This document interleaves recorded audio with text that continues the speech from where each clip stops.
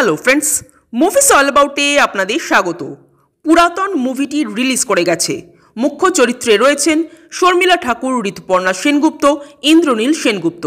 গল্প সম্পর্কে যদি বলি, ঋতুপর্ণা শর্মিলা ঠাকুরের মেয়ে। ঋতুপর্ণা তার হাজব্যান্ড ইন্দ্রনীল সেনগুপ্তর সাথে তার মায়ের বাড়িতে যায় মায়ের জন্মদিন পালন করার জন্য। সেখানে গিয়ে তিনি জানতে পারেন যে তার মা ডিমেনশিয়ায় ভুগছেন।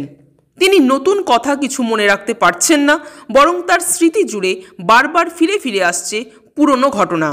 এদিকে ঋতুপর্ণা ও তার হাজব্যান্ড ইন্দ্রনীলের বৈবাহিক জীবনেও কিছু সমস্যা চলছে। তো স্বামী স্ত্রীর এই সমস্যা মিটবে কিনা, মা মেয়ের সম্পর্ক কোন দিকে মোড় নেবে, মায়ের এই ভুলে যাওয়ার সমস্যা গল্পে কোনো নতুন জটিলতার সৃষ্টি করবে কিনা, সেসব জানতে হলে আপনাদের মুভিটা দেখতে হবে।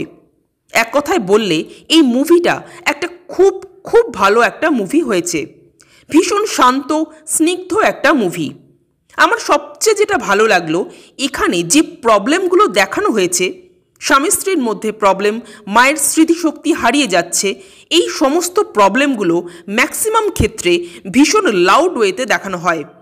কিন্তু এখানে এতটুকু ওভার অ্যাক্টিং নেই, ওভার ড্রামা করে ঘটনাগুলো দেখানো নেই, বরং সব কিছু বড্ড শান্ত, বড় মসৃণভাবে যেন এগোচ্ছে। পুরাতন এই নামটার সাথে সামঞ্জস্য রেখে শর্মিলা ঠাকুর বারবার পুরনো স্মৃতি আঁকড়ে ধরছেন। এই ব্যাপারটার সাথে সামঞ্জস্য রেখে যেভাবে সেটটাকে ডিজাইন করা হয়েছে, সেটা জাস্ট দেখবার মতো।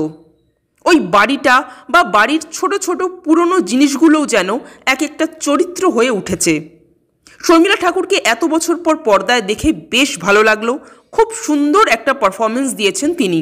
ইন্দ্রনীল সেনগুপ্ত বেশ ভালো কাজ করেছেন। ওই বাড়ির যিনি কেয়ার গিভারের চরিত্র প্লে করছেন, তার অভিনয়ও বেশ ভালো। কিন্তু সবচেয়ে বেশি নজর কেড়েছেন ঋতুপর্ণা সেনগুপ্ত। তার এক্সপ্রেশন দুর্দান্ত।